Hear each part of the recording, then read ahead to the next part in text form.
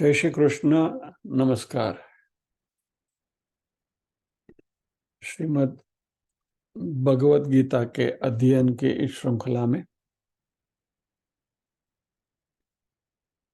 9वें अध्याय राज विद्या राज गुह्य योग के आज के सत्र में सभी साध्यायियों का स्वागत एवं अभिवादन ओमकार के नाद के साथ प्रार्थना करेंगे।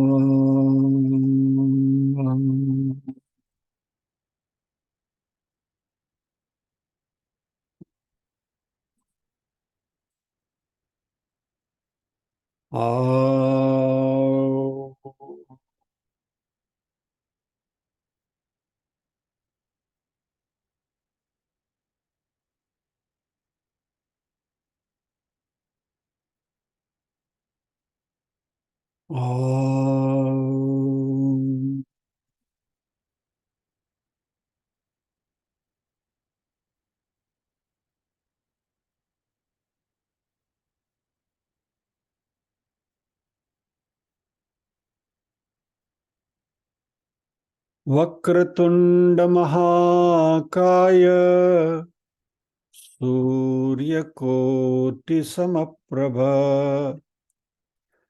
निर्विघ्नं कुरु मे देव सर्वकार्येषु सर्वदा। या कुन्देन्दु तुषारहारधवला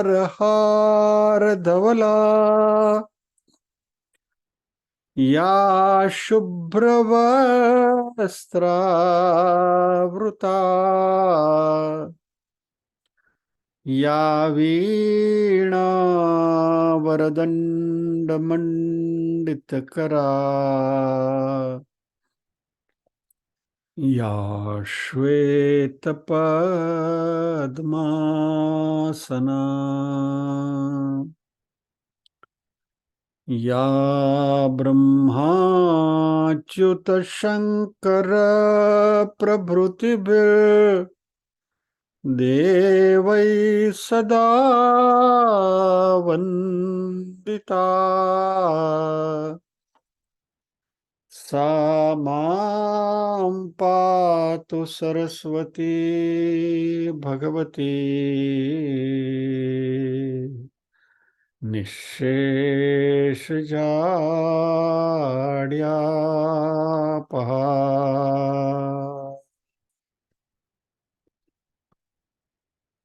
वसुदेवसुतं देवं कंसचाणूरमर्दनम् देवकी परमानन्दम् कृष्णं वन्दे जगद्गुरुम्। ॐ सहना भवतु सहनौ भुनक्तु सह वीर्यङ्करवावहै तेजस्विनावधितमस्तु मा विद्विषावहै। ॐ शान्ति शान्ति शान्तिः।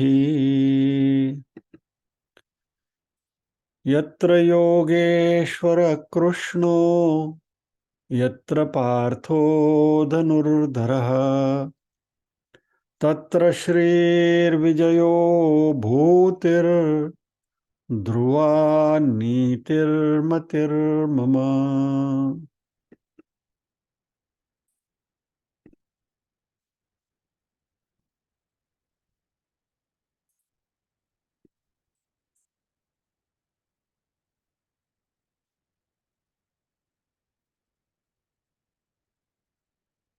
नीरूबेन से प्रार्थना करेंगे कि 1 से 10 श्लोक का पारायण करेंगे बहन। ओम श्री परमात्मने नमः। अथ नवमोऽध्यायः। श्री भगवानुवाच इदं तु ते गुह्यतमं प्रवक्ष्याम्यनसूयवे ज्ञानं विज्ञानसहितं यज्ञात्वा मोक्ष्यसे शुभात्। राजविद्या राजगुह्यं पवित्रमिदमुत्तमं प्रत्यक्षावगमं धर्म्यं सुसुखं कर्तुमव्ययम्। अश्रद्धधानः पुरुषा धर्मस्यास्य परन्तप अप्राप्य मां निवर्तन्ते मृत्युसंसारवर्त्मनि। मया ततमिदं सर्वं जगदव्यक्तमूर्तिना मत्स्थानि सर्वभूतानि न चाहं तेष्वस्थितः न च मत्स्थानि भूतानि पश्य मे योगमैश्वरम्।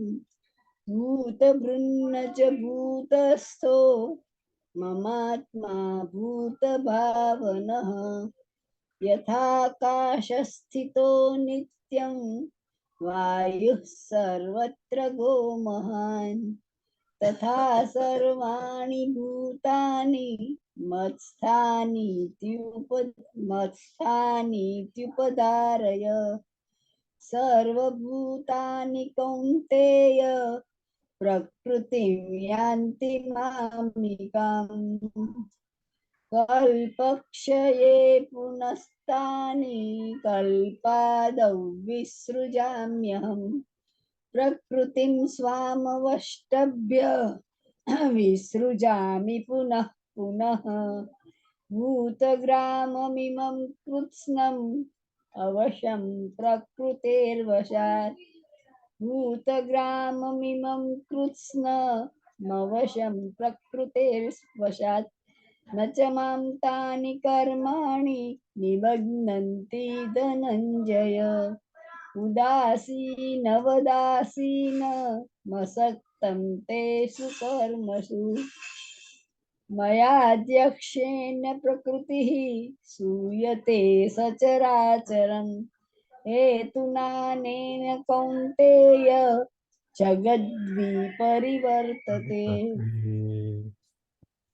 जय श्री कृष्ण बहन। जय श्री कृष्ण भाई।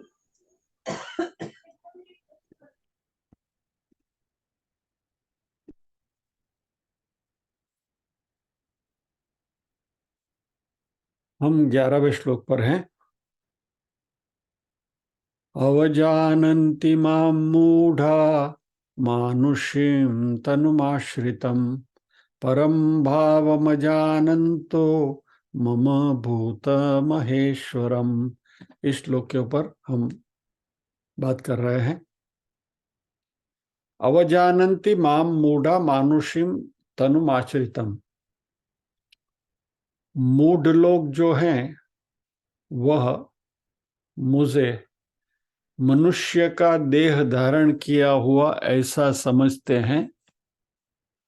परम भावम अजानंतो, लेकिन मेरा जो परम भाव जो है, यानी मेरा जो निर्गुण निराकार स्वरूप है, मम भूत महेश्वरम, मेरा जो परा स्वरूप है, उसके बारे में उनको पता नहीं, या तो they are not aware of it, और मुझे मनुष्य शरीरधारी मानकर ही मेरे साथ व्यवहार करते हैं।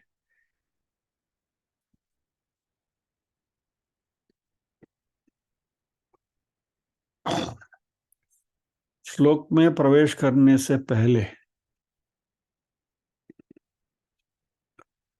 आज ही एक मैसेज आया है। Normally I avoid to respond to message immediately, क्योंकि जो भी संदेश आता है उसके ऊपर थोड़ा विचार करके, मनन करके फिर उत्तर देने की कोशिश, ताकि उसको प्रॉपरली जस्टिफाई कर सकें। लेकिन आज ये मैसेज करीब घंटे पहले ही आया है और बिल्कुल ताज़ा ताज़ा ओवन फ्रेश है। सोचा चलो आपको परोस दूं और साथ साथ में उसके ऊपर थोड़ी चर्चा भी कर लें। बहुत अच्छा मैसेज है हमारे स्वाध्याय का। नमस्ते, जय श्री कृष्ण। अभी अभी आजकल वर्ग में हाजिरी तो मेरी हो रही है, लेकिन अध्ययन नहीं होता है।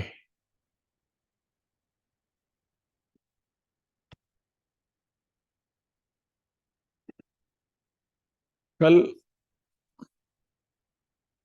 वर्ग के पहले अगले वर्ग के में जो बात हुई उसके ऊपर गौर करते हुए पता चला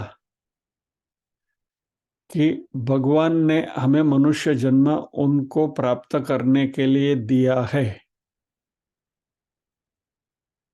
तो ऐसा समझने का कि ये हमारा फाइनल मनुष्य जन्म है।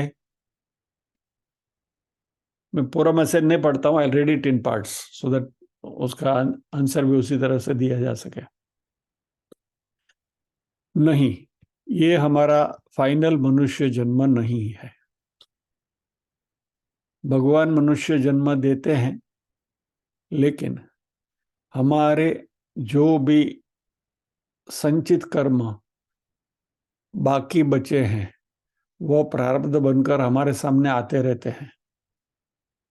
तो देर इज नो गारंटी कि ये हमारा लास्ट मनुष्य जन्म है और अगले जो जन्म मिलेंगे वो मनुष्य के ही मिलेंगे, इसकी भी कोई गारंटी नहीं है। अगला जन्म मनुष्यतर योनि में भी मिल सकता है। बहुत अच्छे सत्कर्म किए होंगे तब स्वर्ग में भी जा सकते हैं और स्वर्ग का भी आनंद लेकर, तथाकथित आनंद लेकर, let me put it in the inverted commas, क्षीण पुण्य मर्त्य लोका विशंति, वापस हम मृत्यु लोक में भी आ सकते हैं। और कुछ कर्म ऐसे भी हो जिसका परिपाक रूप एक जन्म ऐसा भी मिले कि जिसमें हमें पशु पक्षी क्या ऐसा कोई अवतार भी लेना पड़े। अभी ये जो पूरी प्रक्रिया है उससे हम तो अनजान हैं, इसलिए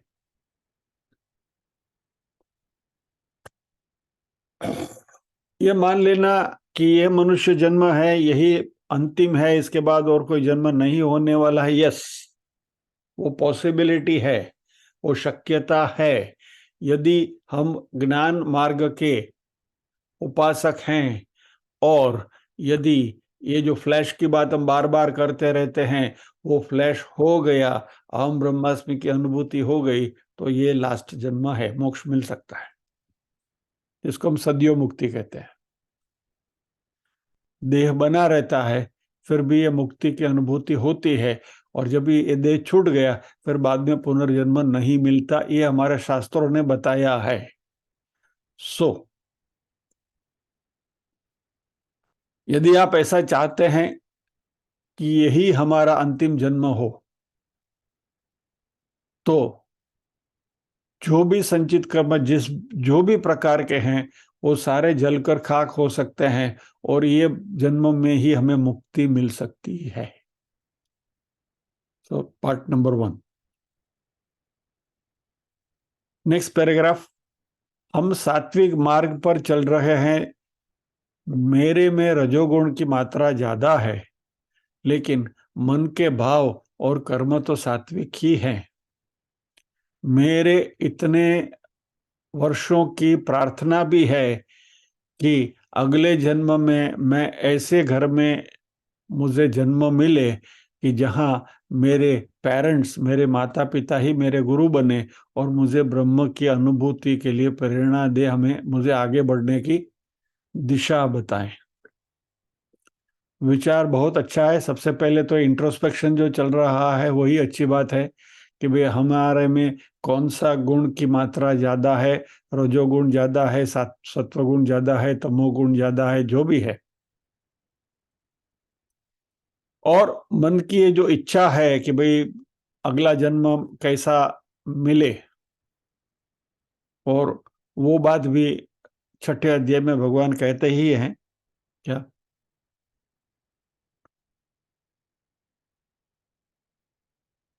सॉरी, वो श्लोक में याद करने की कोशिश कर रहा हूं। शुचिनाम श्रीमताम गेहे योग भ्रष्टो विजायते। पवित्र और श्रीमंत घर में, श्रीमंत यानी कि मात्र पैसे वाला धनाढ़ घर में नहीं, जो विद्या से श्रीमंत हैं वैसे घर में जन्म मिलता है। यानी कि ये जो भाव बताया गया है वह भाव शक्य है, और भगवान ने भी भगवत गीता में ये कहा है, तो उसी का हम रेफरेंस लेकर बोल सकते हैं कि ये जो आपके मन की इच्छा है वह, उसकी पुष्टि रादर भगवान ने भगवत गीता में करी है। अभी अगले जन्म का उनका विजन क्या है?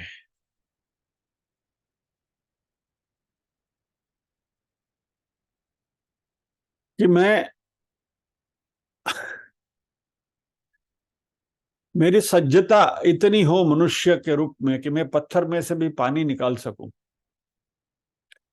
मुझे योग, संस्कृत, आयुर्वेद का अभ्यास करना है, आयुर्वेदाचार्य बनकर लोगों की सेवा करनी है। तो मेरे इस जन्म के मेरे जो संचित कर्म हैं वो प्रारब्ध बनकर मेरे सामने आए हैं, उनको मैं हंसी खुशी से स्वीकार कर लूं, और ताकि मैं और ज्यादा कर्म न बांधूं, और उसी में भी सभी के साथ सहकार और साधन की भी उपलब्धता है। बात अच्छी है। This awareness is good.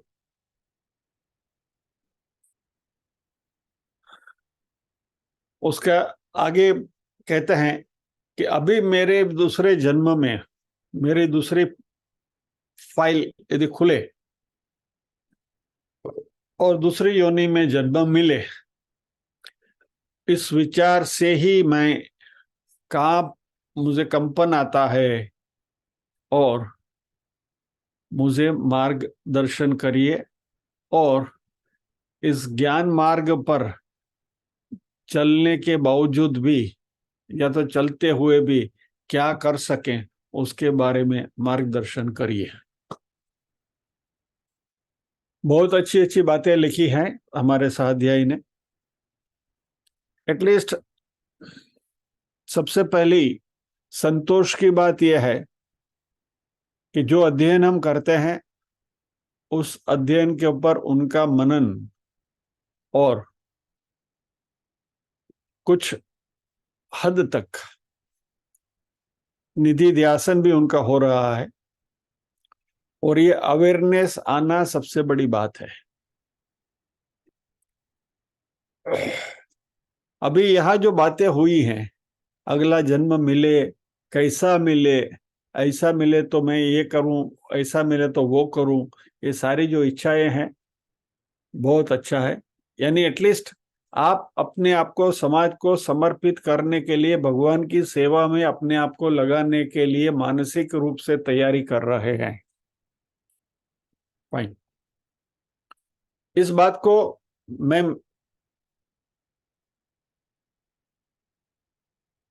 अपने स्वानुभव के साथ थोड़ा जोड़ना चाहता हूं। लेबोरेटरी का जो एक्सपेरिमेंट हम कहते हैं ना, कि हम यहाँ एक्सपेरिमेंट करते हैं और जो भी यहाँ हमें मिलता है वो मेरी लॉगबुक आपके साथ में शेयर कर रहा हूं। सबसे पहले तो हम सबकी ये इच्छा और मनीषा होनी चाहिए कि हमारा यहाँ का अध्ययन इतना सुदृढ़ बने कि इसी जन्म में, इसी शरीर के होते हुए हमें ब्रह्म की अनुभूति हो जाए और सद्यो मुक्ति मिल जाए, यानी कि पुनर्जन्म न मिले। ये हमारा सबसे पहला टारगेट गोल होना चाहिए। अभी जो दूसरी बात अगले जन्म की करी, ये मैं भी सोचता हूं, और थोड़ा उसमें करेक्शन करूं तो सोचता था ऐसा, अभी मुझे कहने दीजिए।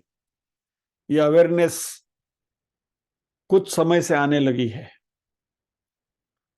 कई बार मैंने यहां एक्सप्रेस किया है अपने आप को कि मैं भगवान से एक जन्म ऐसा मांग रहा हूं कि प्रभु एक जन्म मुझे ऐसा देना कि जिसमें पूरा जन्म मैं तुम्हें गा सकूं। और ये बात मैंने कई बार यहाँ आपके सामने रखी है, और इसी मकसद से मैं संगीत का अभ्यास भी कर रहा हूं। सुनिए इस बात को ध्यान से। तो मन में एक इच्छा थी कि प्रभु को गाना है, एक जन्म ऐसा मिले कि पूरा जन्म नरसिंह मेहता की तरह उनको गाकर पूरा जन्म व्यतीत हो, और फिर बाद में जो होना है। लेकिन एक जन्म ऐसा मिला कि जिसमें मैं उनको गा सकूं, और उनको गाने की तैयारी के रूप से इस जन्म में मैं शास्त्रीय संगीत का अध्ययन करने लगा। लेकिन इसमें मजे की बात यह हुई, अभी गाना तो अगले जन्म में है ना, तो संगीत सीखने में प्रमाद होने लगा।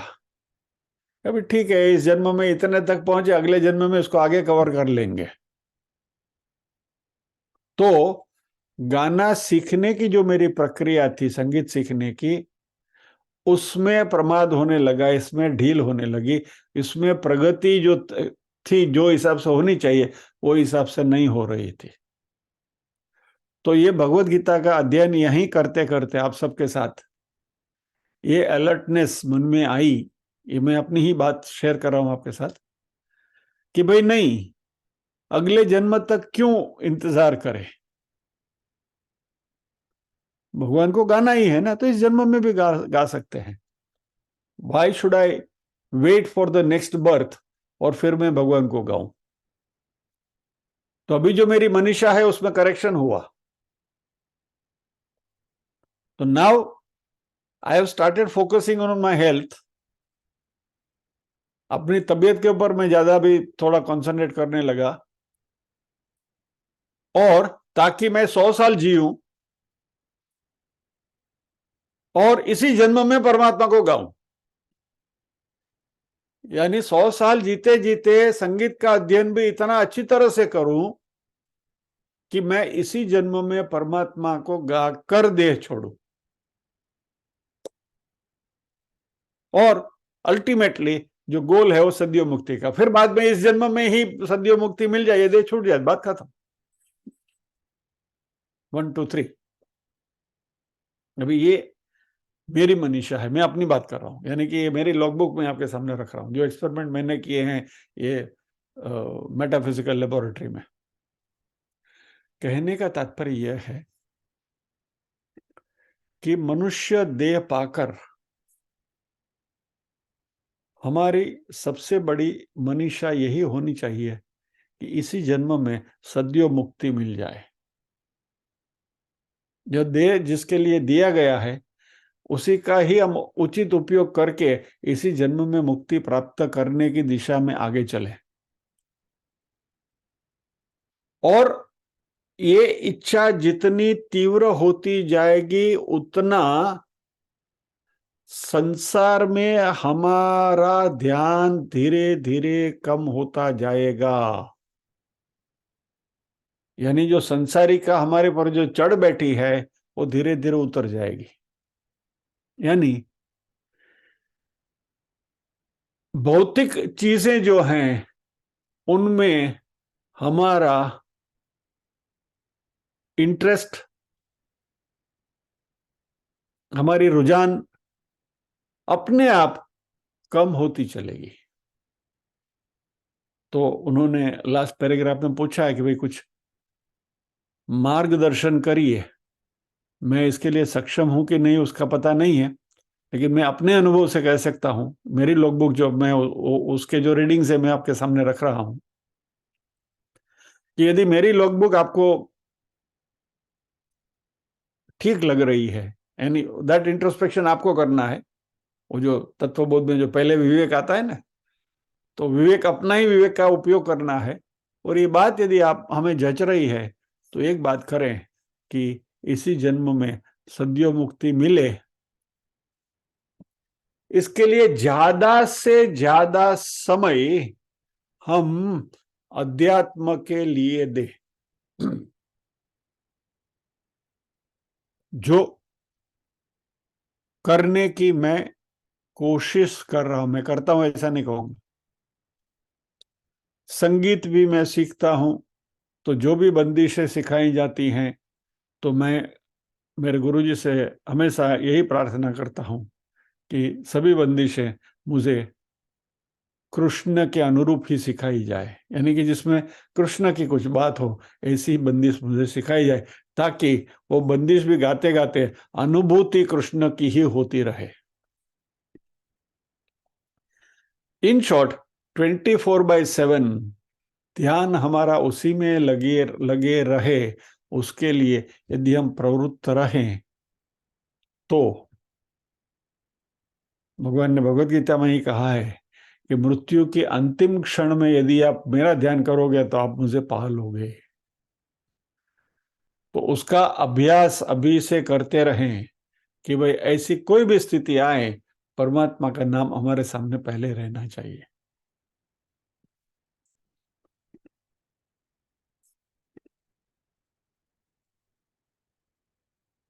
अभी परसों की बात कर रहा हूं।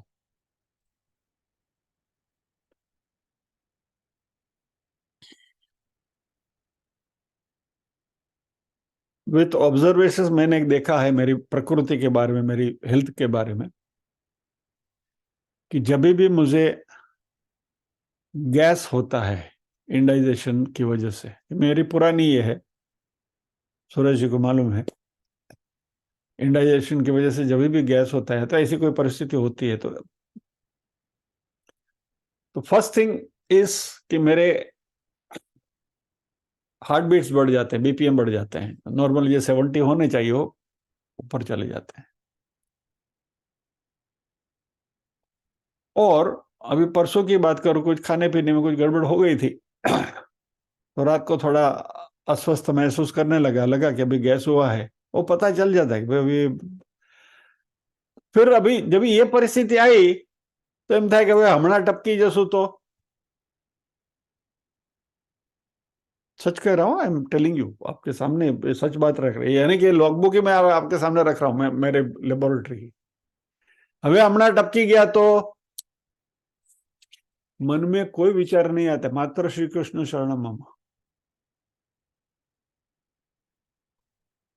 यानी, और I am telling you the truth है, यानी कि मैं खाली आपको बहलाने के लिए नहीं बात कर रहा हूं, जो सच बात है सच में कहता हूं। जब भी ऐसी नाजुक स्थिति आती है कि लगता है कि अभी शायद बस હવે उकली गया,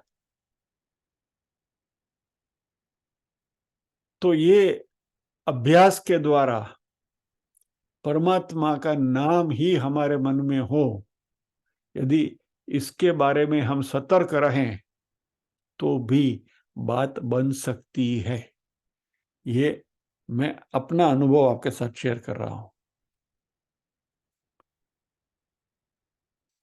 सो होप कि हमारे जो साध्यायी जिन्होंने ये प्रश्न पूछा है उनका समाधान हुआ होगा। बाकी तो शुचि नाम श्रीमताम गेहे योग भ्रष्टो भी जाए, तो भगवान ने कहा ही है अगला जन्म ऐसा मिल सकता है, अच्छा एनवायरमेंट, अच्छा घर मिले कि जहाँ अध्यात्म का है मार्ग पर और आगे बढ़ सके, विकास हो सके। बट ये सब ultimately it's a very complex equation. हमारे संचित कर्म कैसे हैं और कौन से कर्म प्रारब्ध रूप बनकर हमारे सामने आएंगे, हमें पता नहीं है। इसलिए इसी जन्म में मोक्ष मिले, वह फोकस में रखते हुए, और मृत्यु की क्षण तो हमारी अच्छी हो, भगवान के ही नाम हमारा मुख पर रहे, इसके लिए अभी से सतत अभ्यास करते रहें, तो मृत्यु के क्षण में तो हम परमात्मा का नाम लें तो बात बन सकती है। Well so with this background, यानी ये जैसे मैंने कहा कि नॉर्मली इमीडिएटली उत्तर देना पसंद नहीं करता, लेकिन क्योंकि सीधा सीधा लॉगबुक ही खोलकर आपके सामने रखनी थी, तो सोचा चलिए ये ओवन फ्रेश बात जो आई है उसकी चर्चा कर लेते हैं।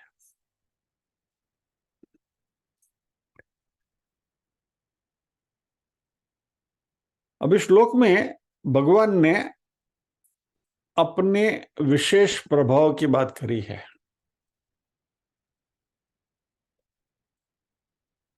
परमात्मा सर्वोपरि है, अज्ञानी मनुष्य उनको उनका जो सही स्वरूप है उसको नहीं जानते हैं, और इस अलौकिक भगवान को हम लौकिक समझते हैं।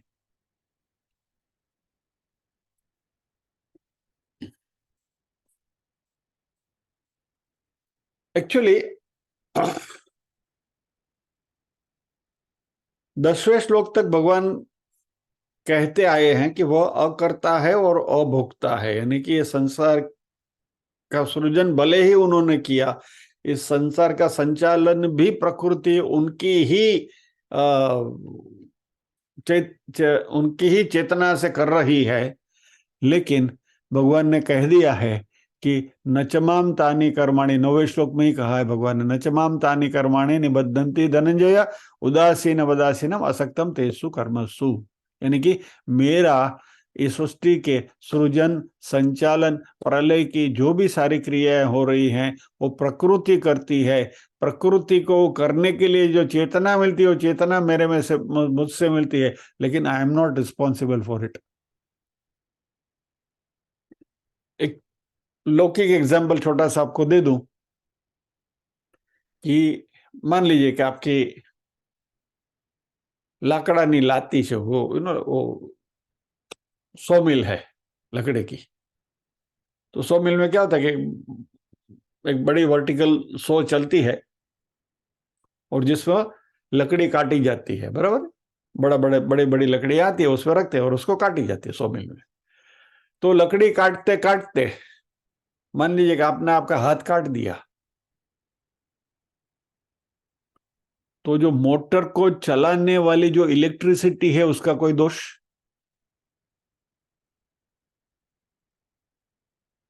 बराबर। बस भगवान यही कह रहा है, नचमाम तानि कर्माणि निबद्धन्ति धनंजय, मैं वो मोटर को चालना देता हूं, मोटर को चलने की शक्ति मैं देता हूं, इलेक्ट्रिसिटी कहती है, लेकिन आपने हाथ डाल दिया और हाथ आपका कट गया तो उसे मेरा क्या लेने दो, I am not responsible for it. बस कुछ यही भाव यहां भगवान ने कहा है, और इसलिए हम भगवान को हमारे सारे जो प्रॉब्लम्स हैं उसके लिए भगवान को ब्लेम नहीं कर सकते। हम ऐसा नहीं कह सकते कि भाई भगवान जो है वो अन्यायी है और तो न्याय नहीं कर सकते। और मैं तो I will see this other side of the coin also, कि हमारे जीवन में सुख भी आते हैं तो सुख भी भगवान देते हैं ऐसा मानना नहीं है। Of course we said by grace of God मिल रहा है, that is we express our gratitude. ये बात को समझ लीजिए बहुत अच्छी तरह से, जरा ध्यान से समझिए इस बात को। हमारे जीवन में कोई भी सुख आता है इसके लिए हम भगवान को याद करते हैं, that is our gratitude to God, but it is not God who is sending you the happiness. भगवान, यदि आप ऐसा मानेंगे कि भगवान हमें सुख दे रहे हैं, सुख करता दुख हरता वार्ता विघ्नाची, बराबर, भले हम आरती में गाते हैं गणेश चतुर्थी में, लेकिन वो सुख करता दुख हरता नहीं है इन द रियल सेंस। क्या? क्योंकि ये हम उनको श्रेय देते हैं हमारे जीवन में जो सुख आते हैं उसके लिए, it is our gratitude we express towards him. But भगवान ने बहुत स्पेसिफिकली कहा है कि मैं अकर्ता हूं इसलिए मैं अभोक्ता हूं। क्योंकि जिस दिन भगवान आपको सुख देने की क्रेडिट लेने लगे, उसी क्षण आपके जीवन में दुख आने का भी डेबिट भगवान के खाते में हो जाएगा, उधार हो जाएगा। इसलिए भगवान बहुत डायो छे, हरामी छे। मैं बार बार इस शब्द का प्रयोग करता हूं, प्रेम से करता हूं। अपने ऊपर कुछ रखता ही नहीं है। जो भी तुम्हें मिल रहा है वो तुम्हारी करनी है। तो हमें सुख दुख क्यों मिलते हैं? हमारे प्रारब्ध की वजह से। ये सब हमने ही इनवाइट किया है।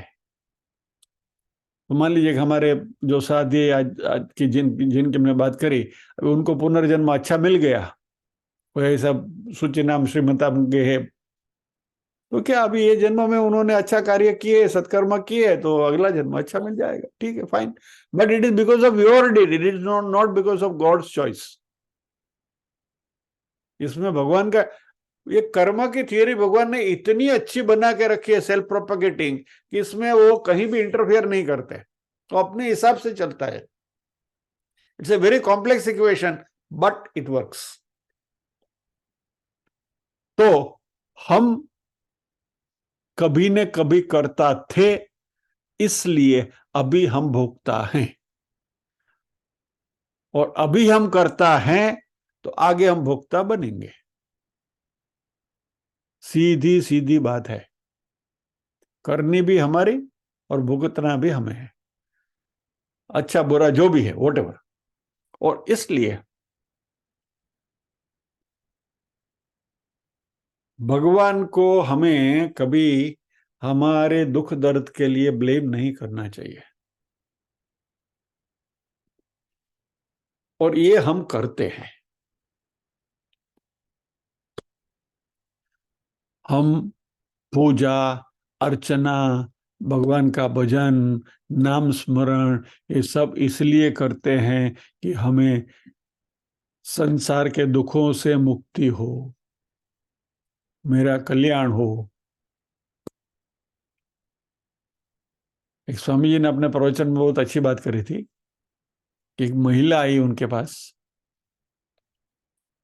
और उस महिला ने कहा कि स्वामी जी, आज से मेरे घर में धर्म और अध्यात्म के बारे में जितनी किताबें थी जो मैंने इकट्ठी की हुई थी, ये सारी की सारी आज मैंने कचरा पेटी में डाली है, डस्टबिन में डाली है। मैंने उसको रद्दी वाले को भी नहीं दिया, ताकि वो रद्दी वाले के पास भी और किसी के पास जाए। और मुझे इन किताबों को इतना सम्मान भी नहीं देना था कि मैं उसको रद्दी वाले को सौंपू। मैंने उसको सीधा डस्टबिन में फेंक दिया है। I have thrown it in the waste paper basket. क्यों? इतना सारा करने के बावजूद भी मेरी बेटी का ब्याह नहीं हुआ।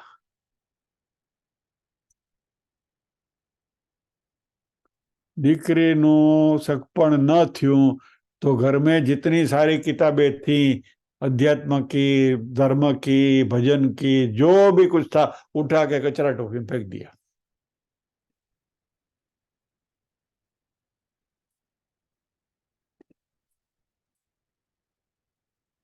भगवान ने तुम्हारी बेटी को ब्याहने की जिम्मेवारी ले रखी है क्या?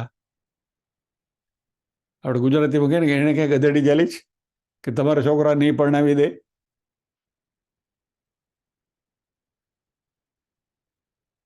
तुम्हारे बच्चे के प्रारब्ध में होगा तो उसकी शादी होगी, नहीं होगा तो नहीं होगी। इसमें भगवान को क्यों दोष देते हो? क्योंकि हम ये सोचते हैं कि हम भगवान की आराधना करेंगे तो भगवान हमारी इच्छाएं पूर्ण करेगा, और हमारी इच्छाओं की लिस्ट इतनी लंबी है कि उसका कभी अंत आता ही नहीं। बेटी का ब्याह हो गया, उसके यहाँ मुझे पोता पोती मिले, हे भगवान जरा इन्हें पाछे सारा दिवसों आवे, अच्छा, सारा दिवस આવી गया, फिर उसको स्कूल में एडमिशन मिले, अच्छे स्कूल में एडमिशन मिले, फिर एडमिशन मिल गया तो एग्जाम में मार्क्स अच्छे मिले, अव्वल नंबर आया तो वो कंपटीशन में पास हो जाए, यानी इट इज एंडलेस। हमें ये सब आपको एक्सप्लेन करने की जरूरत नहीं है, हम सबको मालूम है कि हम क्या करते हैं। और सबके लिए हम भगवान के पास जाते हैं। और ना समझे इतनी हद तक है, चलिए लॉगबुक की बात कर रहा हूं तो मेरी लॉगबुक का एक बहुत पुराना पन्ना आपको मैं दिखाता हूं। See how stupid we are. एक जमाने में मैं था, बचपन की ये बात कर रहा हूं। मैं शायद छठी सातवीं कक्षा में था, 6th और 7th स्टैंडर्ड स्कूल में। और मैं हमारे गांव में थे हम, और मेरे पिताजी कई बार जॉब करते थे, तो वेकेशन पर आए हुए थे घर पे। तो माय फादर जब ये आते हैं, हमारे घर के बिल्कुल करीब ही बहुत अच्छी नदी बह रही है, वेरी ब्यूटीफुल रिवर। और पिताजी जब भी आते हैं, उनको ये नदी में स्नान करने का शौक था, तो जब भी आते हैं तो नदी में स्नान करने को जाते हैं। मैं बचपन में बहुत दुबला पतला था। इवन कॉलेज में फर्स्ट ईयर साइंस में भी लोग मुझे कहते थे कि मैं टेस्टी हूँ, कष्टनળી છું। હવે ચંબુ થઈ ગયો છું। पहले कष्टनળી था, अभी चंबू हो गया हूँ। चंबू मालूम है ना, राउंड बॉटम फ्लास्क। कष्टनળી यानी टेस्ट ट्यूब। तो मैं कष्टनળી था, अभी चंबू हो गया हूँ। लेकिन जब भी कष्टनળી था, तभी मेरी प्रकृति इतनी ये थी कि यदि मैं नदी में स्नान करने के लिए गया तो इमीडिएटली मुझे जुकाम हो जाता है। Immediately I catch up cold. वो फिर बाद में वो इतना कॉम्प्लिकेशन होता है, वो फिर बुखार आता है, होता है बहुत। तो घर वाले मुझे नदी में जाने को मना करते थे।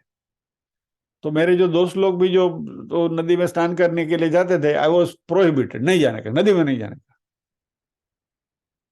तो मैं सोचा चलो पिताजी आए हैं तो उनके साथ में चला जाऊंगा। क्या कैन यू बिलीव, हमारे घर में एक शिव जी का फोटोग्राफ था, उनके सामने 10 मिनट असितगिरि समम स्यात् कज्जलम सिंधु पात्रे सुरतरुवर शाखा लेखनी पत्र मुर्वी लिखति यदि गृहीत्वा शारदा सर्वकालम तदपि तव गुणानामीश पारम न याति। हे शिव जी, घर वाले को सद्बुद्धि दीजिए, मेरे पिताश्री के साथ मुझे नदी में स्नान करने की अनुमति मिले। हे भगवान, મને નદીએ નાવા જવા દેજો। हे भगवान, મને નદીએ નાવા જવા દેજો। हे भगवान, મને नदी 10 minutes I am telling you. और फाइनली पिताजी जब भी तौलिया लेकर नदी जाने के लिए निकले, मेरी माँ ने बोला तू नहीं जाएगा, बैठ। 10 मिनट की प्रेयर बेकार गई।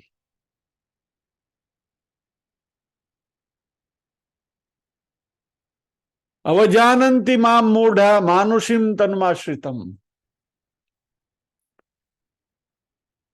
ये मूढ़ लोग मुझे ऐसा मनुष्य देहधारी मानते हैं कि मैं उनकी खुशामद करूंगा तो पिघल जाएंगे और मेरा काम कर देंगे। You understand what I am trying to convey. भगवान के सारे स्तोत्र जो हम गाते हैं वो क्या है, उनकी खुशामद है ना। असितगिरि सब संबंध में क्या किया, भगवान की खुशामद ही है ना। क्या तो हम ऐसा सोचते हैं कि भगवान की खुशामद करेंगे तो भगवान हमारा काम कर देंगे। मैंने 10 मिनट शिव जी की खुशामद करी और शिव जी ने मुझे नहाने को जाना नहीं दिया। और ये गलती हम करते हैं, बार बार करते हैं।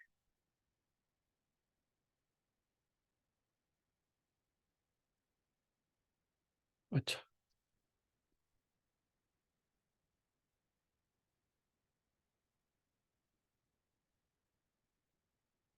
घर से बाहर हम जब भी निकलते हैं, कोई भी हमारे घर में प्रथा है, घर का कोई भी सदस्य घर के बाहर जाएगा तो घर के सदस्यों को जय श्री कृष्ण बोलकर जाएगा।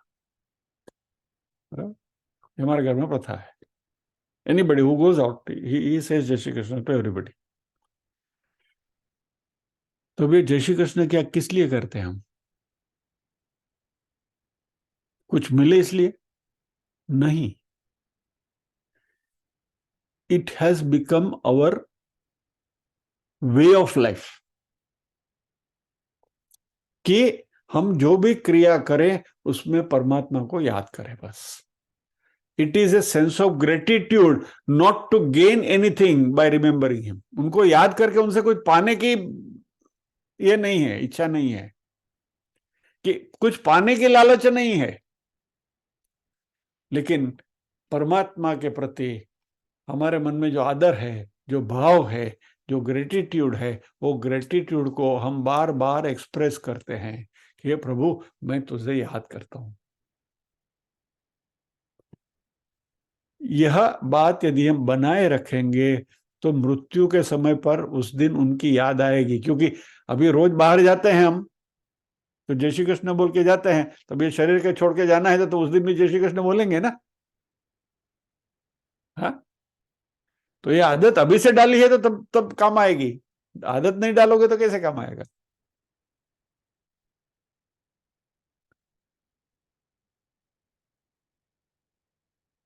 तो भगवान ने कहा कि 10वें श्लोक तक मैंने मेरी परा स्वरूप जो है उसके बारे में तुमको बताया, और अभी ये 11वें श्लोक में भगवान गियर चेंज कर रहे हैं, और इस 11वें श्लोक में भगवान ये संसार क्यों मिलता है उसका कारण बता रहे हैं।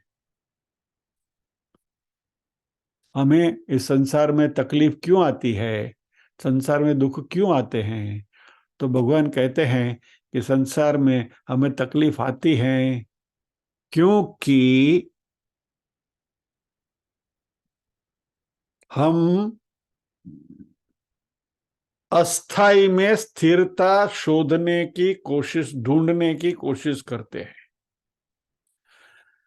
We are trying to look at permanence from something which is impermanent. जो सत्य नहीं है, जो मिथ्या है, उसमें हम सत्य को ढूंढने की कोशिश करते हैं। अस्थाई में स्थिरता ढूंढने की कोशिश करते हैं, और यही सबसे पहला हमारा दोष है।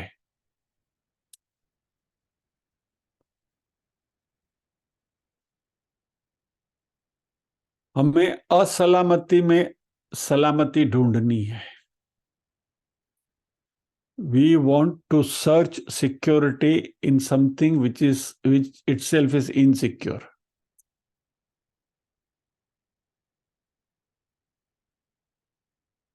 जिंदगी की कमाई की सारी पूंजी म्यूचुअल फंड में डाल के रखी, बराबर, सोचा कि mutual fund is the secure form of investment. मैं खाली उदाहरण के तौर पर बता रहा हूँ कि भाई mutual fund is the secure form, क्योंकि अभी शेयर बाजार में शेयर लेना बेचना तो हमें आता नहीं है, वो ट्रेडिंग वेडिंग तो हमें आता नहीं है।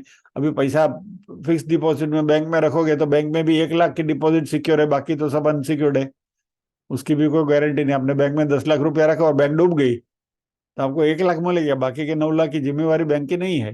Hope you know this. इसलिए हमने सोचा कि बैंक में फिक्स डिपॉजिट रखने से भी कुछ फायदा नहीं, चलो म्यूचुअल फंड में डाल के रखे, और शेयर बाजार ही डूब गई तो हम क्या करते हैं?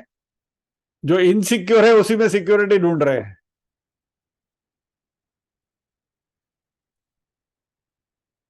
यानी अस्थाई में स्थिरता, असलामती में सलामती। तो यदि हमें शांति, खुशी, सलामती चाहिए तो हमें कुछ ऐसी चीज के पीछे जाना होगा कि जो स्थायी है। वो स्थायी क्या है? अगले सत्र में, अगले शनिवार को। ये घड़ी बना कर रही आगे बढ़ने को। तो विल पॉज हियर और प्रार्थना करेंगे।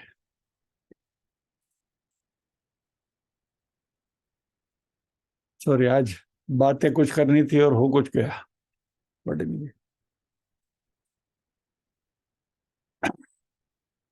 सब कांजी करवाते हैं। आका मंडल हमें लाइन मुकी दो, ले आने फिर सीधे, हालो फिर सीधे। चलो प्रार्थना करें। ओम असतो मा सद्गमय, तमसो मा ज्योतिर्गमय, मृत्योर्मा अमृतंगमय। सर्वेषां स्वस्तिर्भवतु, सर्वेषां शान्तिर्भवतु, सर्वेषां मंगलं भवतु, सर्वेषां पूर्णं भवतु। लोका समस्ताः सुखिनो भवन्तु, लोका समस्ताः सुखिनो भवन्तु। नाहं कर्ता हरिः कर्ता, हरिः कर्ता हि केवलम्। ओम शांति शांति शांति। सभी के हृदय कोल में विराजमान परम कृपालु परमात्मा को वंदन करते हुए आज के सत्र को विराम देते हैं। अगले शनिवार फिर मिलेंगे इसी श्लोक के साथ। जय श्री कृष्ण। और जाते जाते ये बात भी कह दें कि अगले गुरुवार का सत्र जो हमारा है मांडुक्य उपनिषद का, उस दिन भगवान श्री कृष्ण का प्रागट्य नंदोत्सव है। तो मांडुक्य उपनिषद नहीं होगा, भगवान कृष्ण के प्रागट्य की कुछ बात करेंगे, नंदोत्सव की कुछ बात करेंगे। तो अगले गुरुवार रात को 8 बजे हमारे टाइम पर 8 से 9 में मांडुक्य उपनिषद के बजाय भगवान कृष्ण के प्रागट्य का आनंद मनाएंगे। जय श्री कृष्ण।